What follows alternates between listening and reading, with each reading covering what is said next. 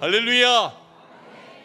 오늘 이 자리에 나와 하나님을 예배하는 여러분 모두에게 하나님의 은총이, 하나님의 축복이 함께 하시길 주님의 이름으로 축원합니다. 태풍이 지나가고 무더운 날씨 속에서도 이 자리에 함께 하신 여러분의 발걸음이 예수님을 향해 있다는 사실이 참으로 귀하고 소중합니다. 오늘 예배를 통해서 여러분 모두가 승리하시길 주님의 이름으로 축원합니다. 앞뒤로 좀 인사하겠습니다. 예배를 통해 승리합시다 하고 서로 인사하겠습니다.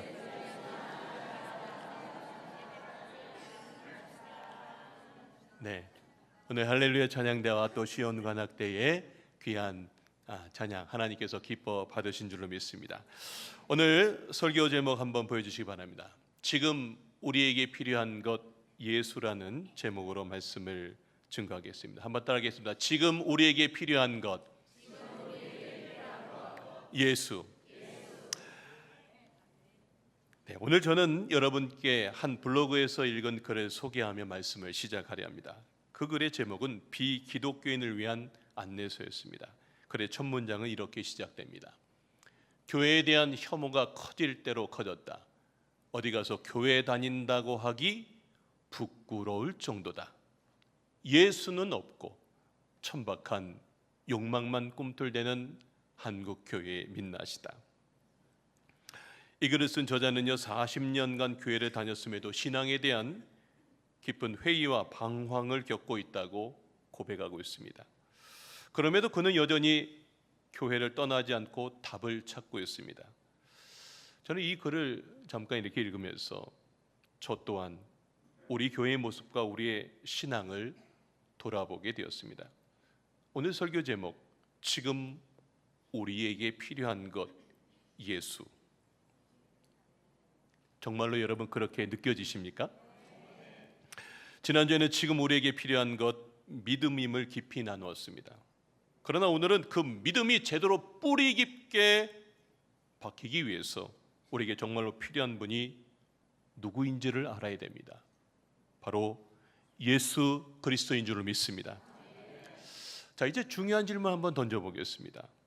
우리는 매주 예배를 드리며 예수님의 이름으로 기도합니다. 그러나 스스로에게 이 시간 한번 물어봅시다. 한번 보여주십시오. 과연 내 삶은 예수님 중심이십니까? 한번 생각하고 대답해 보십시오. 내 삶은 예수님 중심이십니까?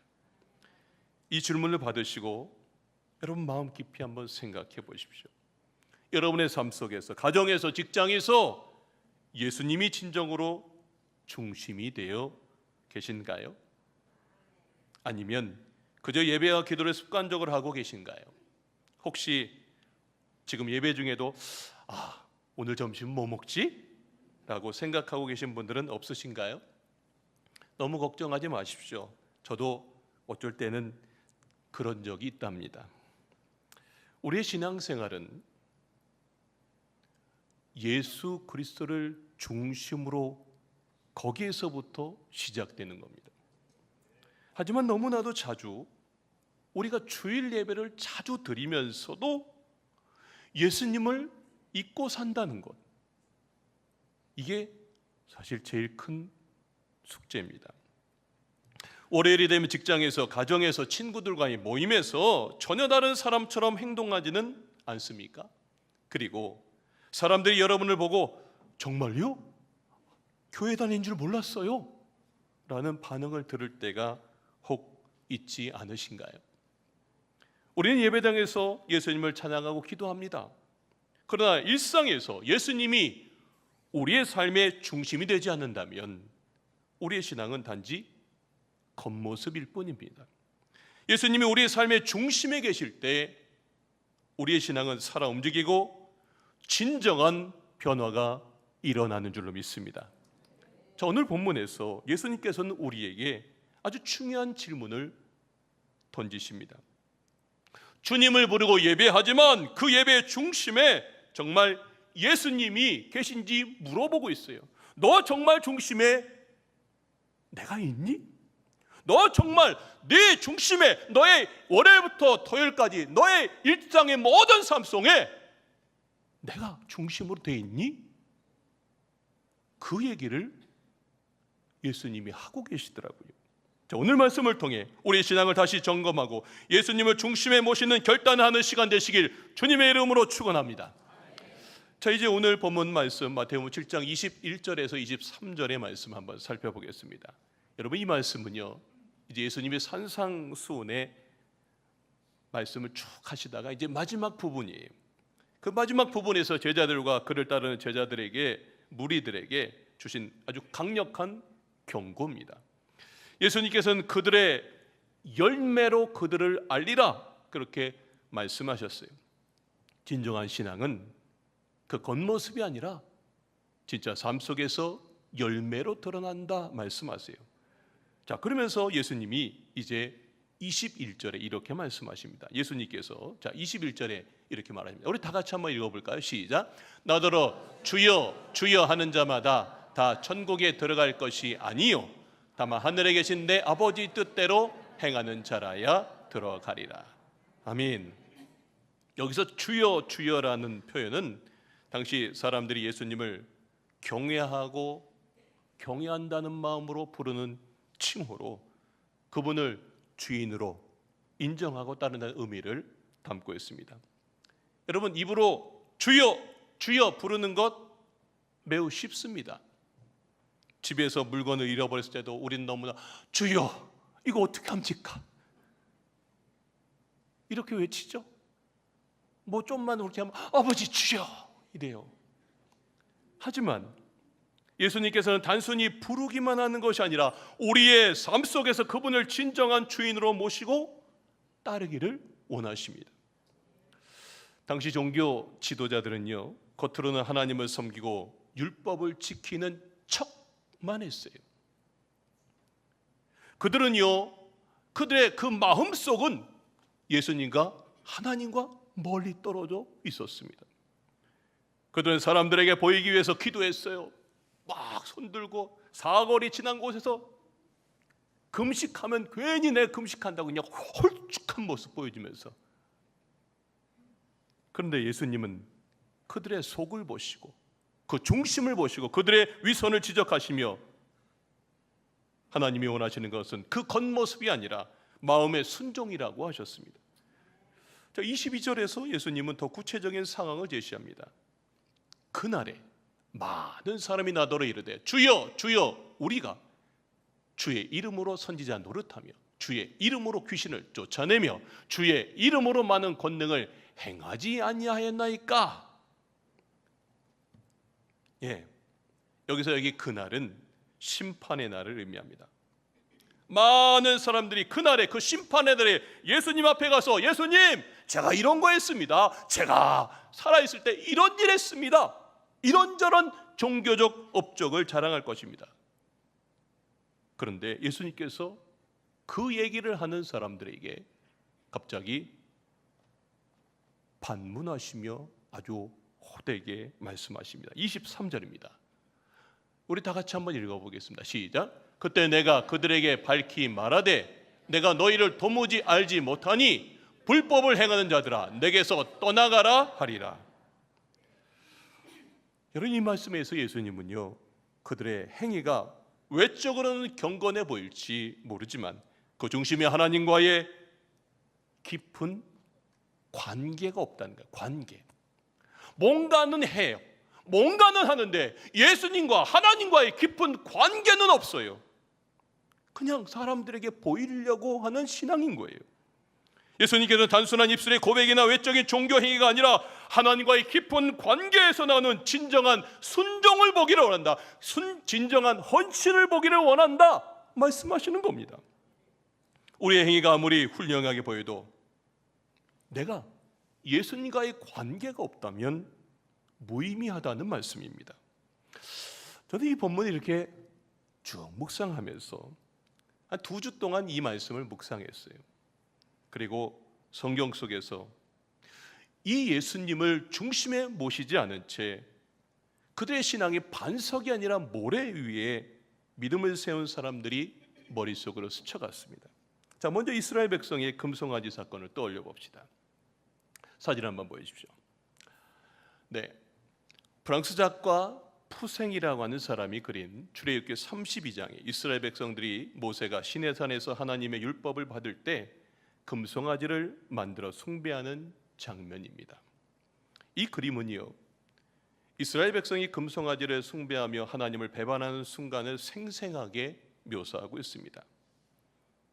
저 황금 송아지 저 뒤쪽에, 송아지 뒷부분에 보면 모세가 십계명, 그 십계명에 그 새겨진 돌판을 깨트리고 있어요. 그리고요, 백성들의 죄악에 대해 분노를 표현하고 있습니다. 반대로요, 금송아지 저 누런 금송아지를 중심으로 경배하는 백성들의 모습은 그들의 중심에 하나님이 아닌 그들이 만든 우상이 자리 잡고 있음을 보여줍니다. 이는 하나님을 배반한 행위이며 그들의 신앙이 얼마나 위태로운 상태인지를 그대로 여실히 드러내고 있습니다. 여러분, 이 그림을 보면서 우리는 스스로 돌아봐야 합니다.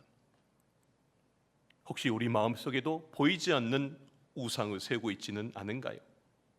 오늘날 우리는 금송아지는 없을지라도 스마트폰, 돈, 그리고 그 외에 다른 것들이 우리의 중심을 차지하고 있지는 않은가요? 여러분, 그 우상들에게 얼마나 많은 시간을 쏟고 있습니까? 스마트폰으로는 한두 시간을 그냥 훌쩍 하는데 하나님 말씀은 채 1, 2분도 안 읽는, 내 삶에 진짜로 내가 여기서 입술로는 아멘 했는데 내 일주일의 삶 속에서는 내가 금송아지를 세우고 있는 다른 어떤 것들이 있다는 거예요. 다음으로 초대교회의 아나니아 삽비라 사건을 한번 생각해 보았습니다. 똑같은 작가 푸생이라고 하는 사람이 사도행전 5장에 아나니아 삽비라 부부의 비극적인 순간을 보여주고 있습니다. 하나님 앞에서의 거짓과 탐욕이 어떤 결과를 초래하는지 강렬하게 저 그림은 전달해주고 있습니다. 저 삽비라가 쓰러진 모습은 하나님의 공의와 심판의 무게를 강조합니다. 한번 상상해 봅시다. 그날 밤 아나니아가 아내 삽비라에게 말합니다. 여보, 우리 헌금을 전부 내지 말고 일부만 숨겨두자. 아무도 모를 거야. 삽비라도 동의하며 그래, 아무도 모를 거야 답했습니다. 그러나 그들은 하나님이 우리 마음의 모든 것을 다 아신다는 사실을 잊었습니다. 전지전능하신 하나님은 우리가 예배 시간에 졸고 있고 우리가 딴 생각할 때도 정확하게 알고 계세요. 우리가 헌금을 얼마나 냈는지도 잘 알고 계세요. 무서운 분이십니다. 결국 아나니아와 삽비라는 헌금을 일부 숨기고도 사람들 앞에서는 모든 것을 바친 것처럼 보이려 했습니다. 그러나 하나님께서는 그들의 마음속에 숨겨진 거짓과 탐욕을 꿰뚫어 보셨습니다. 겉으로는 경건해 보이는 척 보였죠. 그러나 그들의 마음은 진실하지 않았고요, 그 결과 하나님 앞에서 심판을 받게 되었습니다. 이 사건에서 우리는 중요한 교훈을 얻습니다. 하나님은 우리의 겉모습이 아닌 마음의 중심을 보시는 하나님이십니다. 아무리 사람에게 좋은 모습을 보이려 해도 하나님께서는 우리의 내면 중심을 보시는 하나님이세요. 그러므로 사람들에게 인정받기 위해 예배드리거나 봉사하는 것이 아니라 하나님을 진심으로 사랑하고 순종하는 것, 내가 그 말씀에 아멘, 진짜 입으로만 아멘이 아니라 그 아멘한 그 말씀이 내 손과 발로 나의 삶의 삶 속에서 그렇게 살 때 그 믿음이 반석 위에 세운 믿음인 줄로 믿습니다. 자, 이제 질문을 한번 던져봅니다. 만약 이스라엘 백성들이 금송아지가 아닌 예수님을 중심에 품고 살았다면 그들의 운명은 어떻게 달라졌을까요? 만약 아나니아와 삽비라가 예수님과의 진정한 관계 속에서 정직하게 살았다면 그들의 삶은 어떻게 변했을까요? 오늘 우리는 이 질문을 통해 우리 자신의 신앙을 돌아봐야 합니다. 지금 여러분의 삶의 중심에는 무엇이 자리 잡고 있습니까? 예수님이 정말로 여러분 중심에 계십니까? 저는 한번 상상해 봅니다. 만약 이스라엘 백성들이 금송아지가 아닌 예수님을 중심에 품고 살았다면 그들의 운명은 전혀 달라졌을 것입니다. 그들은 불평과 불만 대신 매일 아침 기도로 하루를 시작하며 하나님께 순종하는 삶을 살았을 것입니다. 모세의 인도를 따르며 갈라진 홍해를 건넌 것처럼 그들은 매 순간 하나님의 인도하심을 체험하며 광야에서도 두려움 없이 담대하게 한 걸음 한 걸음 나갔습니다. 불기둥 구름기둥으로 인도할 때마다 가라면 가고 서라면 서고 예 아멘. 그렇게 그 광야의 그 고난 중에도 하나님을 신뢰하며 결국 약속의 땅에 더 빨리 도착했을 것입니다. 여러분, 아나니아 삽비라도 예수님과의 진정한 관계 속에서 정직하게 살았다면 그들은 하나님의 놀라우신 인도하심 아래에서 물질적인 축복뿐만이 아니라 초대교회 공동체 안에서 제2의 바나바와 같이 존경받으면서 정말 멋지십니다. 여러분, 정말로 수많은 사람들에게 영적인 영향력을 발휘하며 믿음의 열매를 맺는 초대교회의 귀한 사람이 됐을 줄로 믿습니다. 여러분, 우리도 마찬가지입니다. 우리 삶의 중심이 예수님이 계시다면 일상 속에서 흔들리지 않는 평안과 기쁨을 누리게 될 것입니다. 예수님과의 깊은 관계 속에서 우리는 하나님께서 주신 소명과 사명에서 의미 있는 성취를 경험하게 될 것입니다. 가족과 직장 그리고 공동체 안에서 계속해서 신뢰를 쌓으며 살아갈 거예요. 여러분이 그렇게 살면요, 사람들이 와, 뭐지? 도대체 저 사람은 뭐가 다르지? 계속해서 여러분의 신앙이 깊어질수록 여러분의 삶에 하나님께서 계획하신 열매, 믿음의 성숙, 관계의 회복, 그리고 예수님의 가르침을 따르는 삶을 통해 맺어지는 풍성한 열매가 주렁주렁 여러분의 인생 가운데 맺혀지는 줄로 믿습니다. 자, 오늘 이 말씀을 이제 우리의 삶으로 한번 끌어와 보겠습니다.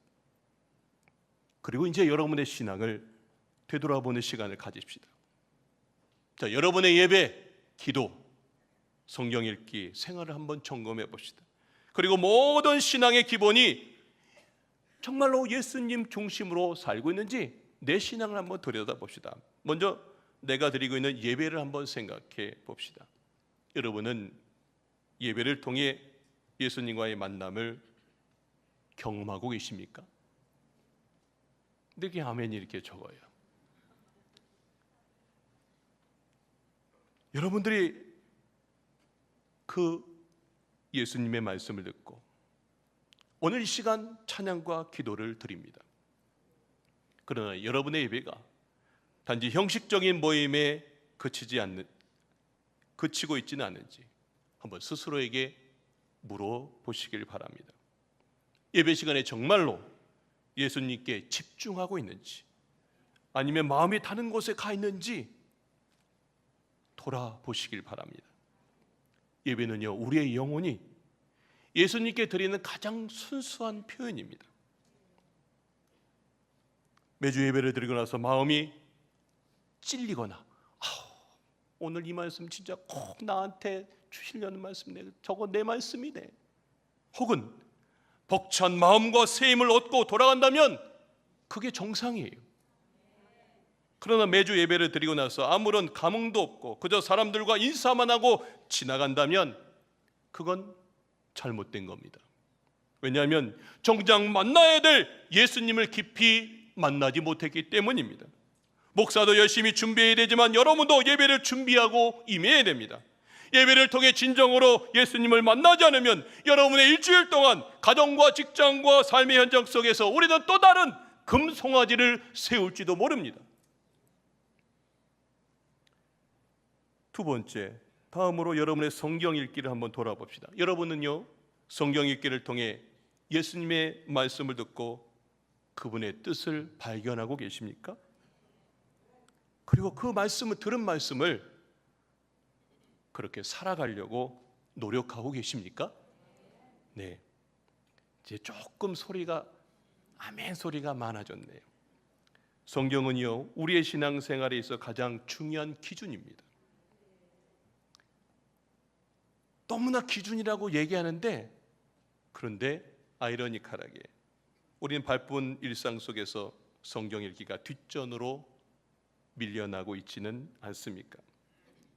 혹은 성경을 읽더라도 아유 그냥 우리 속해 볼 때 몇 장이 그러니까 그냥 억지로 의무감으로 읽고 있는지 여러분 자신에게 한번 물어보십시오. 만약 내가 일주일 동안 단 한 번도 성경을 읽지 않는다면 나도 이스라엘 백성들처럼 우상을 세우는 위험에 빠질 수 있습니다. 성경 말씀을 깊이 묵상하십시오. 그리고 그 말씀을 내 삶에 어떻게 적용할지 고민하는 시간이 필요합니다. 저도요, 오늘 이렇게 설교 본문을 2주 전에 이렇게 정하면은요, 2주 내내 마태복음 7장을 머릿속에 다 5장부터 7장까지 그 산상수훈을 머릿속에 다 그리고 제 일상의 모든 삶을 살아갑니다. 그럼 어떤 사람이 저와 해주는 얘기 속에 저 사람이 하는 말 속에 마치 예수님이 내게 해주시는 말씀의 예화가 있어요. 내가 어떤 만남을 통해서 하나님이 나에게 주시는 이런 메시지가 있구나.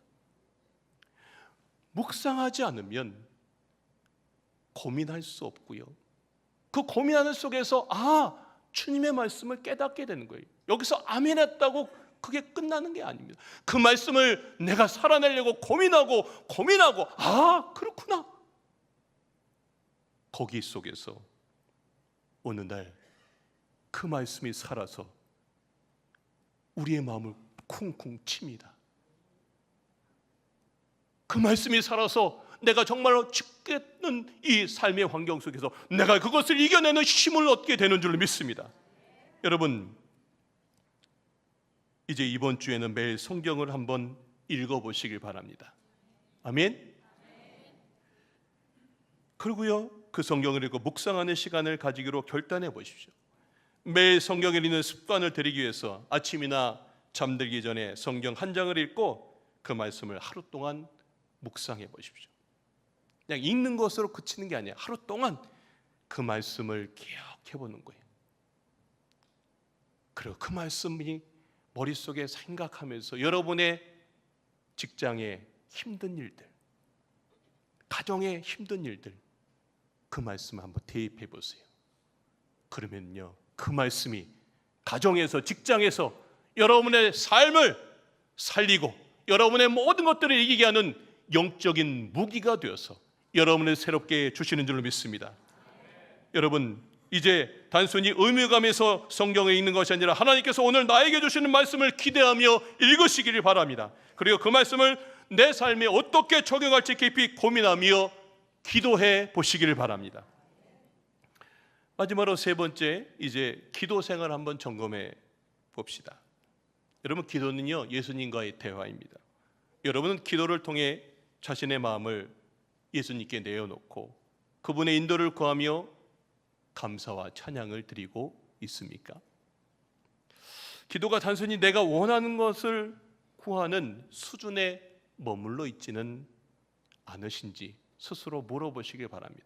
한번 내 기도를 한번 쭉 보세요. 하나님 뭐 해주세요? 이거 해주세요? 저거 해주세요? 이거 해달라고요. 어린애처럼 내가 달라고만 한 기도만 있는지, 아니면 주님 제가 그렇게 하겠습니다, 이런 기도들이 있는지 한번 점검해 보십시오. 여러분, 기도가 형식적인 문구에 그치고 진정한 대화가 되지 못한다면 나도 아나니아 삽비라처럼 자신을 속이며 겉으로만 신앙생활하는 위험에 빠질 수 있습니다. 진정한 기도는 내 모든 것을 예수님께 맡기고 그분의 뜻에 순종하는 것입니다. 이번 주에는 기도할 때 예수님께 온전히 마음을 열고 그분의 뜻을 구하는 기도를 드리도록 결단해 보시기를 바랍니다. 매일 5분만 시간을 내어서 그날 있었던 일들 예수님께 솔직히 말씀해 보세요. 예수님, 내가 오늘 진짜 그 권사님 때문에 미칠 것 같았어요. 어떻게 예수님, 내가 오늘 직장에서 그 사람 때문에 아주 그냥 너무너무 힘들었어요. 여러분이 솔직하게 말씀해 보세요. 그리고 그분께서 인도하실 거예요. 그러면요, 어느 순간 예수님이 여러분에게 말을 겁니다. 저는 이제 여러분들이 기도하면서 주님의 음성을 듣고, 기도하면서 주님이 올해를 통해 역사하시는 놀라운 그 은혜에 하늘로부터 임하는 주의 말씀을 듣는 주인공들 되시길 주님의 이름으로 축원합니다. 자, 이제 각 연령대별로 구체적인 신앙의 적용 방법을 함께 제가 권면해 드립니다. 교회학교 아동부에게 부탁드립니다. 선생님들, 우리 부모님들, 이제 우리 아이들이 주기도문과 사도신경을 못 외운답니다. 이제 이 아이들 주기도문과 사도신경을 외우는 아이들이 되게 해 주십시오. 그리고 성경 읽기를 시작해 주십시오. 이제 다음 세대 교육이 단순한 레크레이션에 그치지 않고 그 아이들의 미래와 그 아이들의 마음속에 예수님 중심에 세워주는 신앙교육에 힘써 주시기를 간곡히 부탁드립니다. 그것이 제일 중요한 가치라고 봅니다. 중고등부에게 부탁드립니다. 이제 아이들이 식사 때마다 그때 되면요, 아이들이요, 학교에서도 그냥 식사 주면요, 에이 모르겠다, 기도 안 하고 밥 먹는 애들이 많대요. 아이들이 식사 때마다 누구의 눈치를 보며 기도를 할까 말까 고민하는 아이들이 아니라 기도하는 아이들이 되게 해 주십시오. 바쁜 거 압니다. 다 압니다. 그러나 그 기도의 습관을 들이고 매일 5분씩 조용한 기도를 통해 이 아이들이 자신을 만드신 예수님과 찐한 교제를 이어가 주시도록 우리 부모님과 우리 모든 선생님들 그리고 당사자들이 그렇게 한번 해보시기를 바랍니다. 청년부에게 부탁드립니다. 이번 하반기에 사도행전을 읽어보십시오. 2000년 전 초대교회를 완전히 뒤바꾼 성령님께서 여러분의 미래와 비전도 인도해 주실 줄로 믿습니다. 성경을 읽을 때 예수님이 여러분에게 직접 비전을 말씀하시는 것을 체험하는 시간이 될 것입니다. 마지막으로 장년부에게 부탁드립니다. 하반기 동안 사복음서를 한번 읽어보시길 바랍니다. 그리고 꾸준히 성경을 읽으며 생각나는 물음들 그리고 내 삶에 나타나는 많은 문제들을 놓고 기도하십시오. 포도주가 떨어진 가정에 기쁨을 주셨던 그 기쁨이 여러분에게 일어날 줄로 믿습니다. 밤새도록 허탕만 쳤던 그물질하던 베드로의 인생을 바꾸셨던 그 만남이 여러분에게도 동일하게 일어날 줄로 믿습니다. 여러분, 그분은 지금도 동일하게 병든 자를 치유하시고 사마리아 여인과 같이 목마른 인생에게 영원히 목마르지 않는 귀한 역사를 여러분에게도 베풀어 주실 줄로 믿습니다. 아유, 목사님 바빠요. 예, 바쁘다는 거 압니다. 그러나 그 예수님을 삶의 중심에 모십시오. 그분의 인도하심을 구하십시오. 그러면 이제 세상에 알 수 없는 하늘로부터 임하는 놀란 복음서의 이야기가 여러분의 삶에, 가정에, 내 자녀의, 내 인생의 미래 가운데에 펼쳐질 줄로 믿습니다. 왜냐하면 그 예수님은요, 시간과 공간을 초월하셔서 나의 삶에도 동일하게 역사하시는 예수님이신 줄로 믿습니다. 말씀의 결론을 맺겠습니다. 지금 우리에게 필요한 것은 무엇입니까? 아마도 돈이 필요하신 분도 있을 것이고요, 취직이 절실한 분도 있을 것입니다. 합격이라는 결과를 기다리는 분도 있고요, 질병에서 회복되어 이곳에 와서 예배드리고 싶은 분도 있을 것입니다. 그러나 이 시간 여러분에게 힘주어 말씀드립니다. 이 모든 필요를 하시고 이 예배 자리에 와 계신 분이 있습니다.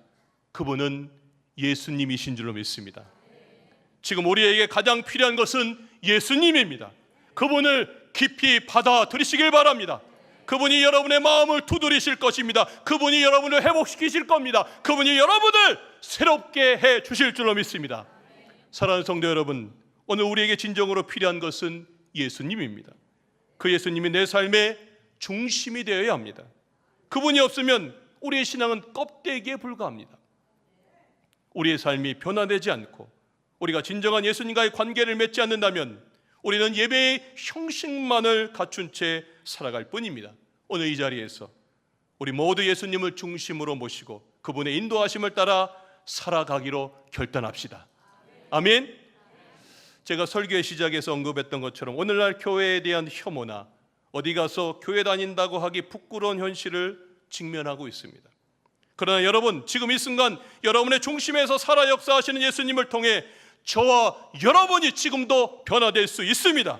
우리의 변화가 가정을 바꾸고 교회를 바꾸고 나아가 이 나라와 이 민족을 새롭게 해 주실 것입니다. 여러분, 새해를 맞이하며 우리는 교회의 표로 이사야 43장 19절 말씀을 붙들었습니다. 새해를 행하리니 광야의 길을 사막의 강을. 이 말씀은 단지 과거의 약속이 아닙니다. 지금 이 순간 여러분의 삶 속에서 하나님께서 광야 같은 인생의 길을 내시고 사막 같은 환경에 강을 내시는 새로운 일을 행하시겠다는 하나님의 생생한 약속입니다. 이제 9월 둘째 주일부터 시작되는 축의 부흥성회를 통해 지금부터 사모하십시오. 그리고 기도로 준비하시길 바랍니다. 이번 부흥회는 그저 형식적인 집회가 아니라 여러분이 예수님을 깊이 만나는 시간이 될 것입니다. 그 예수님이 여러분의 가정과 일터 그리고 삶 속에서 새 일을 행하시는 시작점이 될 줄을 믿습니다. 이번 성회를 통해서 여러분의 삶 속에 예수님의 임재와 인도하심이 실질적으로 경험될 것입니다. 길이요 진리요 생명이신 예수님을 이제 중심에 모시고 모든 삶을 그분께 맡기십시오. 그러면 이제 여러분의 삶 속에 새 일이, 새 역사가 펼쳐질 줄로 믿습니다. 이 말씀의 주인공 되시길 주님의 이름으로 축원합니다.